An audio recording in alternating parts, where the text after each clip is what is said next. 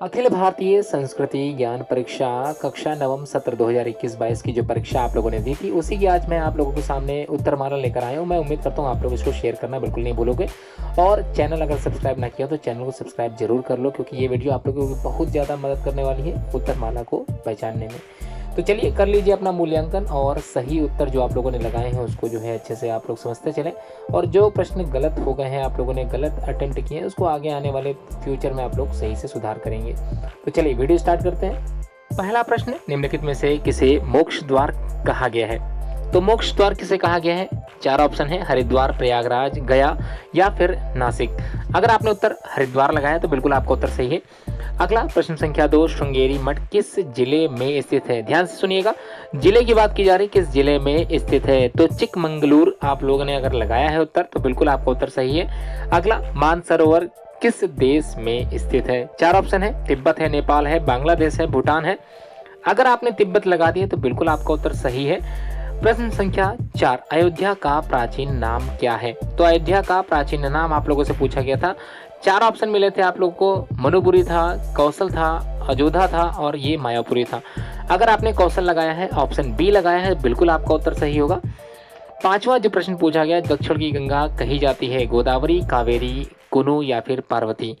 तो दक्षिण की गंगा कही जाती है। अगर आपने उत्तर ए लगाया है, गोदावरी, तो बिल्कुल आपका उत्तर सही है। अगला जो प्रश्न है, प्रश्न संख्या 6, चार धाम में से एक धाम तथा सप्तपुरियों में से एक पुरी है। ध्यान से सुनिएगा, चार धामों में से एक धाम है और सप्तपुरियों में से एक पुरी भी है। तो क्या होगा इसका उत्तर? चार ऑप्शन आप लोगों की स्क्रीन पे दिख रहा होगा, अवंतिका है, द्वारका है, हरिद्वार है और मथुरा है। अगर उत्तर आप लोगों ने बी लगाया है तो वाकई में आपका उत्तर बिल्कुल सही है। अगला जो प्रश्न है, फूले दंपति का जन्म किस प्रांत में हुआ था? तो फूले, ज्योतिबा फूले आप लोगों ने नाम सुन रखा होगा। तो फूले दंपति का जो जन्म है, जन्म किस प्रांत में हुआ था? प्रांत की बात की जा रही है यहाँ पर। तो किस प्रांत में फूले दंपतियों का जन्म हुआ था? अगर उत्तर महाराष्ट्र आप लोगों ने लगाया है तो बिल्कुल आपका उत्तर सही है। नारायण गुरु का जन्म किस राज्य में हुआ था? नारायण गुरु का जन्म किस राज्य में हुआ था? बिहार में था, पंजाब में था, तमिलनाडु में था या फिर केरल। तो बता दूं, अगर आपने उत्तर डी लगाया है तो बिल्कुल आपका उत्तर सही है। रविदास किनके शिष्य थे? तो रविदास की बात हो रही है तो रामानंदाचार्य। अगर आप लोगों ने उत्तर लगाया है ए तो बिल्कुल आपका उत्तर सही है। जगन्नाथ का भात जगत पसारे हाथ। जी हाँ, बिल्कुल सही है। अगर आपने डी उत्तर लगाया है तो यहाँ पर पसारे ही होगा। एक पवन एक ही पानी एक ज्योति संसारा, यह कथन किसने कहा? ऑप्शन आपकी स्क्रीन पे है, तुलसीदास है, कबीरदास है, शिवानंद है और रैदास है। अगर आप लोगों ने उत्तर बी लगाया है, कबीरदास, तो बिल्कुल सही है आपका उत्तर। अगला जो प्रश्न संख्या 12 है, स्वामी विवेकानंद ने मेरे अमेरिकी बहनों और भाइयों संबोधन किस सन में किया? तो किस सन की बात हो रही है? 1893 की बात हो रही है। अगला प्रश्न संख्या 13 देख लेते हैं। अगले प्रश्न में, महर्षि पतंजलि ने विश्व को किस योग का ज्ञान दिया था? तो महर्षि पतंजलि ने विश्व को किस योग का ज्ञान दिया था? चार ऑप्शन है, कर्म योग है, अष्टांग योग है, हठ योग है और सांख्य योग है। उत्तर अगर आप लोगों ने अष्टांग योग लगाया है तो बिल्कुल आपका उत्तर सही है। निम्नलिखित में से कौन सा आयुर्वेदाचार्य है? तो कौन आयुर्वेदाचार्य है? चार ऑप्शन है, धन्वंतरी है, चरक है और महर्षि सुश्रुत है। तो बता दूं, ये तीनों ही अपने आप में आयुर्वेदाचार्य हैं। इसका मतलब उत्तर अगर आप लोगों ने डी लगा रखा है तो आपका उत्तर बिल्कुल सही है। 16 संस्कारों का वर्णन कौन से ग्रंथ में हुआ है? तो 16 संस्कारों की बात हो रही है, यह वर्णन किस ग्रंथ में हुआ है? तो अगर आप लोगों ने उत्तर लगाया है व्यास स्मृति तो सही है आपका उत्तर। अगला प्रश्न संख्या 16, धर्म के मूल लक्षण कितने हैं? तो मूल लक्षणों की बात हो रही है, धर्म के मूल लक्षण, तो उत्तर 10 बिल्कुल सही है। अगला, माता भूमि पुत्रो अहम पृथिव्या किस ग्रंथ में कहा गया है? उत्तर है इसका 17वां जो प्रश्न है और इसका उत्तर है अथर्ववेद। जी हाँ, अथर्ववेद बिल्कुल सही है। अगर आप लोगों ने अथर्ववेद डी ऑप्शन लगाया तो बिल्कुल आपका उत्तर सही है। यत्र नार्यस्तु पूज्यन्ते रमन्ते तत्र देवता किस ग्रंथ में कहा गया है? प्रश्न संख्या 18, यह किस ग्रंथ में कहा गया है? तो उत्तर अगर आप लोगों ने बी लगाया है, मनुस्मृति, तो बिल्कुल आपका उत्तर सही है। अगला प्रश्न संख्या 19, सबसे बड़ा देवता कौन है? तो यहाँ पर महादेव तो बिल्कुल नहीं है, क्योंकि आप लोगों ने बोधमाला कक्षा 9 पूरी पढ़ रखी होगी। अगर उसमें आप लोगों ने देखा होगा इस प्रश्न का उत्तर, तो राष्ट्रदेव ही इसका उत्तर सही है। तो सबसे बड़ा देवता राष्ट्रदेव होते हैं, इसलिए आप लोगों ने अगर उत्तर ये गलत किया है तो कमेंट बॉक्स में जरूर कमेंट करके बताएं। अगला प्रश्न संख्या 20, संयमित जीवन जीने की प्रतिज्ञा को क्या कहा जाता है? देखिए यहाँ पर थोड़ा सा विवाद हो सकता है दो ऑप्शन को लेकर। एक तो है ब्रह्मचर्य, ठीक है, और एक है वेदारंभ। लेकिन अगर आप लोगों ने बोधमाला पढ़ी अच्छे से समझी है तो इसका उत्तर डी होगा, वेदारंभ ही इसका सही उत्तर जाना जाएगा। संयमित जीने के लिए प्रतिज्ञा को हम लोग वेदारंभ से चालू करते हैं, ठीक है, तो वेदारंभ ही उत्तर सही है। अगला जो प्रश्न है, चारों वेदों के संकलनकर्ता कौन थे? थोड़ा सा यहाँ जिसकी ये प्रश्न पत्र है उसने गलत कर दिया ये उत्तर। तो चारों वेदों के संकलनकर्ता हैं वेदव्यास, ठीक है। अगर आप लोगों ने ऑप्शन ए लगाया तो बिल्कुल आपका उत्तर सही है। उत्तर भारत में श्री कृष्ण जन्माष्टमी किस मास में मनाई जाती है? तो उत्तर भारत की बात हो रही है, श्री कृष्ण जन्माष्टमी कार्तिक मास में मनाई जाती है। बिल्कुल अगर आप लोगों ने सी ऑप्शन लगाया बिल्कुल आपका उत्तर सही है।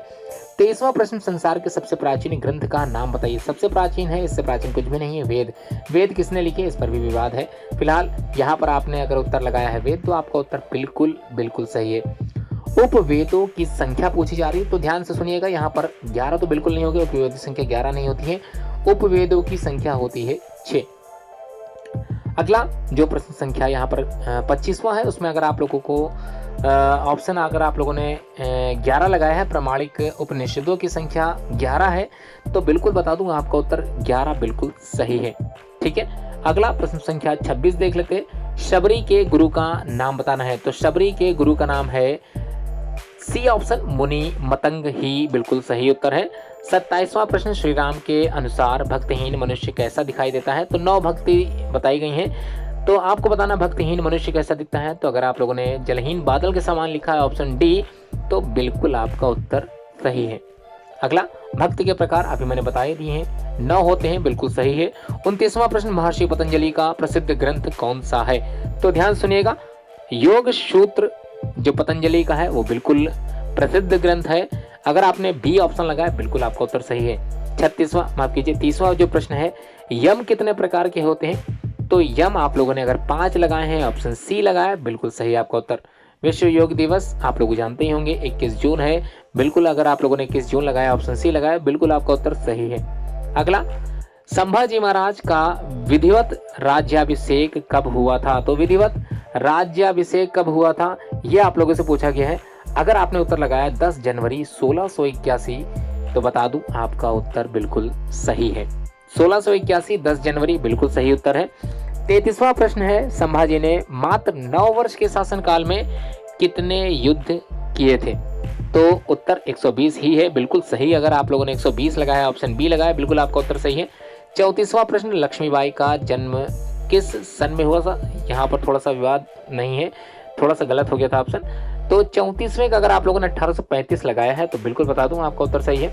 अगला प्रश्न संख्या 35, रानी लक्ष्मीबाई घायल अवस्था में कहाँ पहुंची थी? तो घायल अवस्था में गंगादास की कुटिया में पहुंची थी। अगर आपने उत्तर ए लगाया तो बिल्कुल आपका उत्तर सही है। रानी लक्ष्मीबाई घायल अवस्था में गंगादास की कुटिया में ही पहुंची थी। अगला प्रश्न संख्या देख लेते हैं। 36वां प्रश्न है, आप लोगों को पता होगा विश्व की प्रथम सभ्यता किस देश में पैदा हुई थी?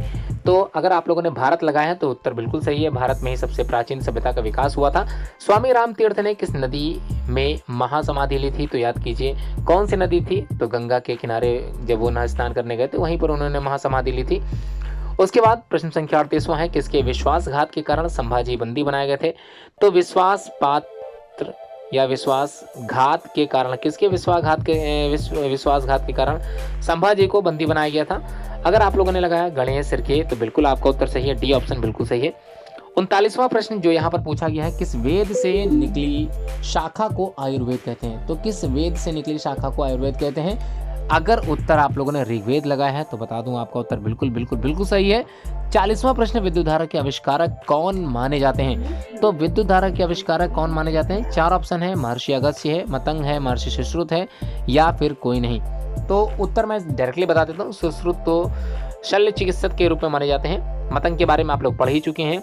और जो ऑप्शन ए है तो बता दूं इसी का उत्तर है ए। तो 40 विद्युत धारा के आविष्कारक कौन माने गए हैं? महर्षि अगस्त्य ने, और इन्होंने एक सूत्र भी दिया था, उस सूत्र को आप लोग बोधमाला में पढ़ सकते हैं। और आने वाली वीडियो में बहुत जल्दी बोधमाला भी अपलोड करने वाला हूँ। अगला जो प्रश्न है, अगस्त्य को क्या कहते हैं? तो ऋषि अगस्त्य को क्या कहते हैं? प्रश्न संख्या 41 की बात हो रही है, तो 41 में आप लोगों को ज्ञात होगा कुंभोद्भव इन्हीं को ही कहते हैं। तो कुंभोद्भव अगर आप लोगों को याद था तो कमेंट में जरूर कमेंट करके बताएं कि आप लोगों ने उत्तर सही लगाया है। उत्तर तंत्र के रचयिता कौन थे? यहाँ बात की जा रही है उत्तर तंत्र के। 42वां प्रश्न पूछा जा रहा है। तो अगर आपने उत्तर ए लगाया है नागार्जुन, तो बता दूं आपका उत्तर बिल्कुल बिल्कुल सही है। अगला, तिब्बती साहित्य में 84 सिद्धों में से एक सिद्ध है, तो कौन है? 4 ऑप्शन है। 43वां प्रश्न पूछा गया, फिर से मैं बता देता हूँ। तिब्बती साहित्य में 84 सिद्धों में से एक सिद्ध कौन है? तो इसका उत्तर अगर आप लोगों ने नागार्जुन लगाया है, बिल्कुल सही लगाया, नागार्जुन ही है। अगला 44वां प्रश्न है, कुषाण सम्राट कनिष्क प्रथम के राजवैद्य का नाम क्या था? तो राजवैद्य का नाम क्या था, ये आप लोगों से पूछा गया। सुश्रुत था, पतंजलि था, रजत था या चरक था? 4 ऑप्शन है। सुश्रुत तो बिल्कुल, अगर आपको लगता है कि सुश्रुत होगा तो बिल्कुल गलत है। पतंजलि लगता है तो बिल्कुल गलत है। रजत लगता है तो बिल्कुल गलत है। इसका मतलब अगर आपने उत्तर सी लगाया है, चरक लगाया है, तो आपका उत्तर बिल्कुल सही है। अगला जो प्रश्न संख्या 45 है, शल्य की क्रिया के क्षेत्र में प्रमुख नाम किसका है? तो ये बार बार मैं कह रहा हूँ, सुश्रुत ही बिल्कुल सही उत्तर है। 46वां प्रश्न, नाइट की उपाधि किसे प्रदान की गई थी? नाइट की उपाधि अगर आप लोगों ने बी ऑप्शन लगाया, जगदीश चंद्र बसु लगाया है, बिल्कुल सही है आपका उत्तर। 47वां प्रश्न, आचार्य प्रफुल्ल चंद्र राय का जन्म कब हुआ था? तो प्रफुल्ल चंद्र राय का जन्म पूछा जा रहा है। उम्मीद है आप लोगों ने सही उत्तर लगाया होगा, 2 अगस्त 1861 को, मतलब ए ऑप्शन बिल्कुल सही है। 48वां प्रश्न है, किसने ऑप्टिकल कांच के निर्माण में सराहनीय योगदान दिया था? तो 4 ऑप्शन है, आप लोगों ने बोधमाला पढ़ी होगी, तो आप लोगों को चारों नाम में से ये जो 2 नाम दिए गए हैं, डॉक्टर सीतारमण और आत्माराम, तो ये भी आप लोगों ने पढ़ रखा होगा। तो यहाँ पर आप लोगों को ऑप्टिकल कांच के बारे में पूछा जा रहा है, तो किससे संबंधित है? अगर आपने उत्तर आत्माराम लगाया, डॉक्टर आत्माराम, तो बिल्कुल सही है आपका उत्तर। 49वां प्रश्न, डॉक्टर MS स्वामीनाथन का जन्म किस स्थान पर हुआ था? तो MS स्वामीनाथन नाम से ही आप लोग समझ गए होंगे, तमिलनाडु में हुआ था। बिल्कुल आपका उत्तर सही है अगर आपने सी ऑप्शन लगाया है। आखिरी और अंतिम प्रश्न है। इस प्रश्न को बोलने से पहले मैं आप लोगों से निवेदन करना चाहूँगा कि अगर आप लोगों ने चैनल को सब्सक्राइब नहीं किया तो चैनल को सब्सक्राइब जरूर कर लो और शेयर करना बिल्कुल मत भूलो। इस तरह की वीडियोस आप लोग और आगे तक पहुँचाऊँ। तो अंतिम प्रश्न मैं पढ़ देता हूँ। हरगोविंद खुराना का जो जन्म है वो कब हुआ था? तो अगर आपने उत्तर लगाया है 9 जनवरी 1922, तो बिल्कुल आपका उत्तर सही है। उम्मीद है आप लोगों ने काफ़ी अच्छे अंक प्राप्त किए होंगे। कमेंट बॉक्स में अपने अंक बताना बिल्कुल मत भूलें, क्योंकि उत्तरमाला जो भी मैंने यहाँ पर बताई है बिल्कुल सत्य एवं सही है। कोई भी उत्तर आप लोगों को गलत नहीं मिलने वाला है। 100% परिणाम आप लोगों को इसी उत्तरमाला के अनुसार ही मिलने वाले हैं। तो कमेंट में ये जरूर बताएं कि कितने आप लोगों के आंसर सही हुए। धन्यवाद।